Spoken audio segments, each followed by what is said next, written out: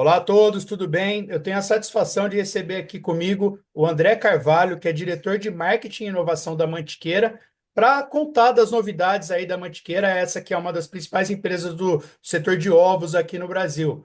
André, eu já vou mandar a primeira pergunta. Como é que a Mantiqueira vem trabalhando aí com um tema crucial que tem sido a gripe aviária, né? Uma pandemia que está aí pelo menos 3 anos no mercado global. No Brasil, graças a Deus, a gente ainda não tem granja comercial. Como é que é o esforço da Mantiqueira para evitar essa doença? Bom, primeiro, obrigado pelo convite, Daniel. Sempre estou à disposição para falar aí sobre a nossa empresa. Cara, esse tema é um tema que perturba a nossa mente, né? A gente tem visto aí o que está acontecendo nos Estados Unidos, e não por isso, já há alguns anos a gente está muito restrito, inclusive adotando medidas severas. Primeiro ponto, nós seguimos todas as orientações do mapa sobre as restrições de entrada nas nossas unidades. E a gente não temos mais visitações dentro da nossa granja. E quando tem, a gente respeita todos os vazios sanitários, se a pessoa chegou recente de viagem internacional, se a pessoa teve em regiões litorâneas. Então, tudo isso é medido pela nossa área de qualidade. E quem entra nas unidades hoje são pessoas que prestadores de serviços, basicamente. Além disso, a gente tem sido bastante restrito para evitar uma gripe aviária dentro da nossa unidade, que seria uma perda muito grande para a gente. Com certeza, né? Esse assunto aí é muito sério. O Brasil tem dado aula para o mundo, né? Inclusive, a Mantiqueira, como uma referência, também fez parte aí, esse tema, para esse negócio recente que foi anunciado, né? Da aquisição de 50%, né, da Mantiqueira pela JBS, que é o maior player global de proteína animal. Como é que aconteceu isso? Quais são os planos de aceleração, dos negócios da Mantiqueira, né? E quais benefícios essa estratégia, de parceria pode trazer? As empresas elas já se conhecem, o Grupo Mantiqueira e JBS já se conhecem há bastante tempo, em função dos negócios que o fundador da empresa tem na questão do comercialização de bois. Ah, Dado essa proximidade e também ao interesse da Mantiqueira de crescer, de acelerar o seu crescimento e o interesse da JBS de diversificar as suas proteínas, foi um casamento que aconteceu, eu diria até muito rapidamente. Uhum. Para nós, falando da nossa categoria, a gente entende como uma oportunidade muito grande de desenvolvimento mesmo da categoria de ovo, de profissionalização da categoria de ovo, de internacionalização da Mantiqueira, que esse é um dos pilares aí de trabalho para os próximos anos. Então, a gente entende que isso daí vai acelerar muito o nosso crescimento, que já vinha muito forte, né? Um exemplo é que desde 2020 a Mantiqueira multiplicou o seu tamanho em 8 vezes. Então, a gente consegue ver um futuro aí ainda mais forte para a gente com essa nova configuração. A gente sabe que na parte de frango de corte, né, de ave de corte, o Brasil é líder mundial, tem 37% do mercado internacional, do que é de exportação, né, de frango de corte. No caso de ovos, tem crescido aceleradamente, nos últimos anos, especialmente nos últimos meses, por conta aí da escassez de ovos que há no mercado global, mas ainda é muito aquém do potencial. O que vocês vislumbram, aí em médio e longo prazo, em termos de internacionalização das exportações brasileiras de ovos? Eu acho que o primeiro ponto é o seguinte: tem se falado muito das exportações brasileiras, mas ela ainda é inferior a 1%. Sim. E os dados de janeiro, eles foram inferior à média de 2024. Então, a gente ainda não é um grande exportador. A gente está sempre aberto a isso, né? A gente exporta já para vários países, é uma parte importante do nosso negócio e é uma parte da nossa estratégia nessa internacionalização. Mas acho que a primeira medida, Daniel, que é importante deixar claro para o público, é que o Murilo Pinto, que ele atuava como diretor de comercial e logística da Mantiqueira, ele está a cargo de um projeto nos Estados Unidos. Então, ele assumiu a Mantiqueira USA, que está em processo de criação, e ele assumiu como presidente da operação. E aí, nós vamos buscar todas as possíveis oportunidades dentro do mercado americano, Uhum. seja potenciais aquisições, seja construção de unidades, seja até mesmo as exportações. Isso é um projeto que ainda está em configuração, em desenvolvimento, é um livro aberto, mas nós vamos buscar essas oportunidades. O que geralmente me pergunta, vocês estão sendo oportunistas em função da gripe aviária nos Estados Unidos? Não, isso já é um projeto que a Mantiqueira vem estudando há algum tempo, eu diria até que em torno de 3 anos, e que agora ele vai efetivamente sair do papel, inclusive com a ida do Murilo ficando sediado nos Estados Unidos para coordenar esse projeto. Perfeito. André, você falou que esse projeto é um livro aberto, mas vocês devem ter parâmetros, assim, quando que deve passar a operar, números gerais sobre investimentos, o que que a gente pode adiantar? A gente ainda não tem isso bem definido, bem mapeado. Como eu falei, é um livro aberto porque nós estamos, nesse momento, olhando todas as oportunidades que tem no mercado americano. O que a gente entende é que o mercado que, por legislação, vai se tornar um mercado majoritariamente de galinhas livres. Uhum. Nós acreditamos que o aprendizado e toda a tecnologia que nós colocamos nas nossas unidades de galinhas livres no Brasil nos coloca como um grande competidor nesse mercado que vai estar aberto tanto para quem joga o jogo nos Estados Unidos quanto para quem joga o jogo de galinhas livres fora dos Estados Unidos.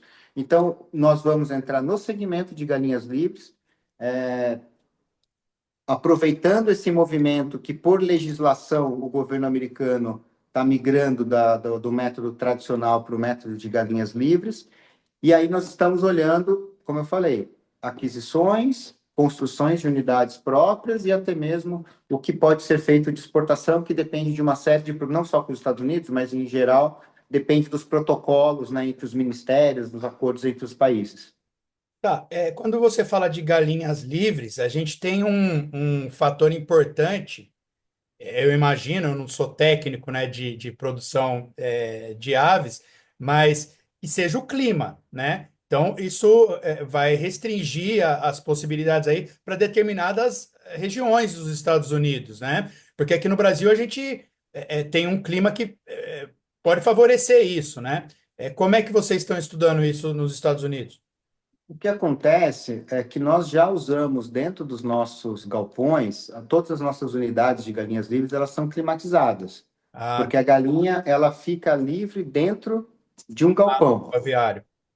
dentro do aviário. E dentro desse aviário, ela pode circular, ela vai para o fundo do galpão, ela vai para frente do galpão, ela circula, ela tem a possibilidade de expressar todos os seus comportamentos naturais. Uhum. Dentro desse galpão, a gente consegue controlar a temperatura, a gente controla a umidade, a gente controla o pH da água, a gente controla a quantidade de água, a gente controla a ração, a alimentação dela, a pressão dentro do galpão. Então, toda essa tecnologia, e são galpões de valores bem elevados, permite com que a gente consiga jogar esse jogo, independentemente do clima que está fora do galpão. Perfeito. O galpão também é interessante porque ele replica toda a questão solar, né, do amanhecer até o entardecer, que é importante para esse comportamento natural das galinhas também. Tá, esse plano de começar pelos Estados Unidos, né, com a mantiqueira US, né, a mantiqueira Estados Unidos, já tinha sido divulgado? A gente tem comentado com outras, em outras entrevistas sobre esse tema. Isso daí a gente não está escondendo, isso a gente já vem falando desde agosto. O que acontece, Daniel, é que a partir desse acordo com o JBS, as coisas elas se aceleram. Uhum, Porque a Mantiqueira ela tem um conhecimento muito forte da produção de ovo, produzir ovo com qualidade, com bem-estar animal, e a JBS tem um conhecimento do mercado global, perfeito. tem acesso e facilita a nossa entrada. Uhum. Então, a partir da conclusão da transação, a gente vai perceber uma velocidade maior nesse projeto. Então a ideia é que isso ande rápido. Sim. Perfeito. Sim. Tá certo. E você citou de tecnologias, né? Esses aviários tecnificados. Quais são os próximos passos da tecnologia? Talvez inteligência artificial, talvez ovos enriquecidos. O que a gente pode falar nesse sentido? Eu acho que a grande tendência que existe no mundo é justamente uma migração do método tradicional para esse método de galinhas livres. Isso muito relacionado com o bem-estar animal. Dentro disso, nós vamos ver cada vez mais galpões modernizados, como você falou, inteligência artificial que possa programar ou ajustar efetivamente toda a gestão do galpão, todo o consumo da alimentação. Então, eu acho que isso daí vai ter uma evolução muito forte nos próximos anos. Agora, também entendo que a categoria de ovos no mundo, aí falando numa perspectiva da demanda, não só da perspectiva da oferta do produto, ela vai passar por uma transformação. A gente já vê em alguns lugares do mundo um desenvolvimento de subprodutos da cadeia no ovo, Hum. seja via ovo líquido, que é a gema líquida, a clara líquida, o ovo líquido em si, que é bastante forte no mercado americano, por exemplo, mas a gente começa a ver esses produtos eles ganhando uma cara nova, ganhando sabores, ganhando texturas. Uhum. Então, também acho que, e aí eu brinco, Daniel, que o mundo está passando por um efeito Ozempic, né? Uhum. Vai ter uma queda de patente agora. Com essa queda de patente, a gente vai ver os preços do Ozempic lá embaixo. Então, vai ter uma demanda da população por consumo de proteína, porque quem usa o Ozempic não consegue ter uma alimentação normal, e aí existe uma orientação médica de privilegiar a proteína. Uhum. Dentro desse contexto de foco na proteína, que também é um outro movimento que está acontecendo no mundo, né, esse boom das proteínas, a gente entende que o ovo vai estar muito bem posicionado para atender essa demanda. É uma proteína de alto valor nutricional, uma proteína completa, como a gente fala. Ela é versátil na produção dos pratos e ela é uma proteína mais acessível comparado à carne vermelha e à carne de frango. Então, quando a gente junta esse contexto, eu acredito que brevemente a gente vai começar a ver subprodutos de ovos Uhum. ganhando espaço nas gôndolas de supermercado. Agora, quais são esses subprodutos? Eu ainda não sei especificar. A gente tem alguns estudos, alguns projetos, mas ainda em fase inicial. Mas olhando o futuro do negócio, do lado da oferta, é um movimento muito forte em galinhas livres, do lado da demanda, é esse boom de proteína que vai exigir da nossa categoria de ovos uma sofisticação maior no desenvolvimento de produtos. Eu acho que o ovo, ele não vai ser somente do jeito que a gente conhece. Obviamente que isso daí vai ser a grande parcela de consumo da nossa categoria, mas a gente vai começar a ver novos produtos chegando na mesa dos consumidores no mundo todo. Perfeito. Então, para fechar, André, ou seja, o Brasil lidera exportação de carne bovina, né? Já faz alguns anos. Carne de frango, já faz vários anos. Tem uma fatia aí, mais de um terço do mercado mundial e crescendo. É o quarto de suíno, passando para terceiro, muito provavelmente esse ano que deve passar o Canadá. No caso dos ovos, você vê também que o Brasil pode ser um líder mundial de exportações? Eu tenho certeza. Eu tenho Certeza, certeza. não é uma possibilidade. Não. Uma uma das ambições que nós temos é ser a melhor empresa de ovos do mundo. Uhum, A gente não está se posicionando para ser o maior, por essa briga. Não, a gente quer ser o melhor. A gente quer ser a empresa que entende o consumidor, entende a cadeia, tem bons parceiros de fornecimento. Então, essa é a nossa ambição. Quando a gente entende o potencial da avicultura brasileira, ele ainda é muito grande. uhum, Quando a gente percebe que a avicultura brasileira está protegida em relação às gripes aviárias, seja pela sofisticação do nosso Ministério da Agricultura, seja pelo entendimento e essa parceria que os produtores têm com o Ministério, isso é um diferencial muito forte, muito claro para o nosso país. uhum. E da mesma forma como o Brasil se consolidou nas outras proteínas, existe sim um campo aberto para o Brasil se consolidar no ovo.